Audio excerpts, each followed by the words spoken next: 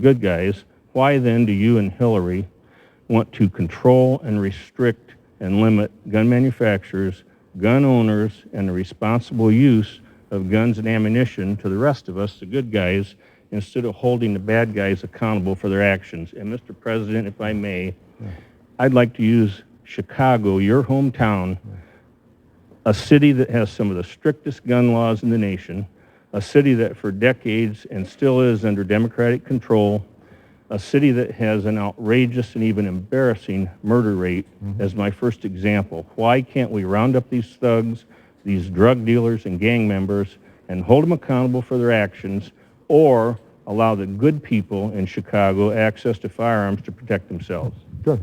All right. Well, let me, it's a multi-part question, so let me just say a couple things. First of all, the notion that I or Hillary or Democrats or whoever you want to choose are hell-bent on taking away folks' guns is just not true.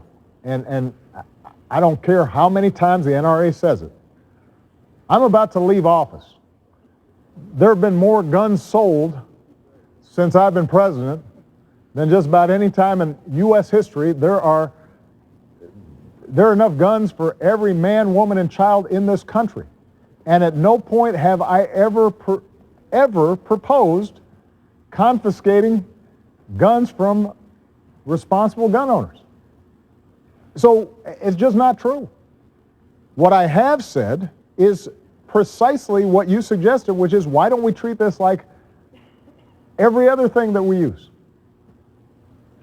We used to have really bad auto fatality rates.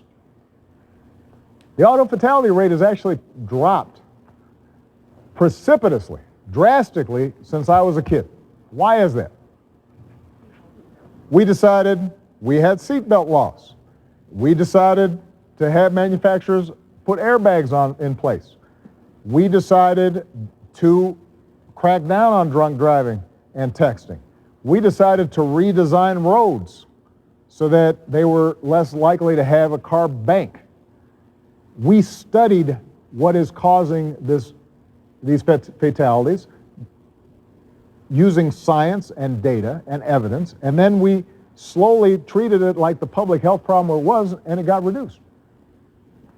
We are not allowed to do any of that when it comes to guns, because people, if you propose anything, it is suggested that we're trying to wipe away gun rights and impose tyranny and martial law. Do you know that Congress will not allow the Center for Disease Control to study gun violence?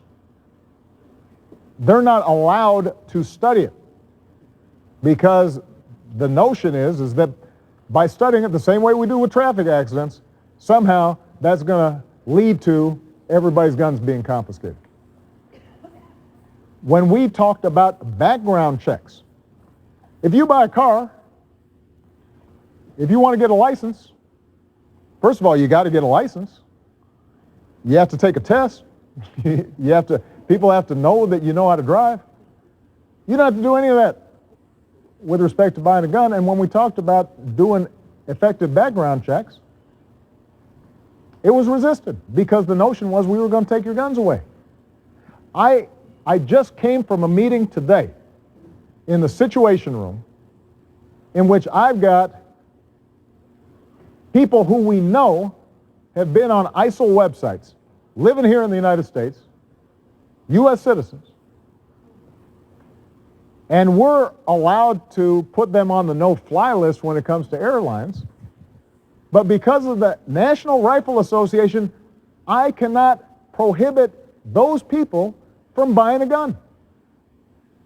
This is somebody who is a known ISIL sympathizer, and if he wants to walk in to a gun store or a gun show right now and buy as many weapons as ammo as he can, nothing's prohibiting him from doing that, even though the FBI knows who that person is. So, sir, I just have to say respectfully that There is a way for us to have common sense gun laws. There is a way for us to make sure that lawful, responsible gun owners like yourself are able to use it for sporting, hunting, protecting yourself.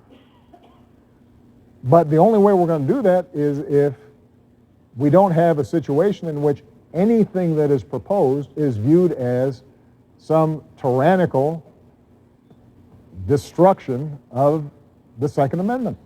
And that's how the issue too often gets framed.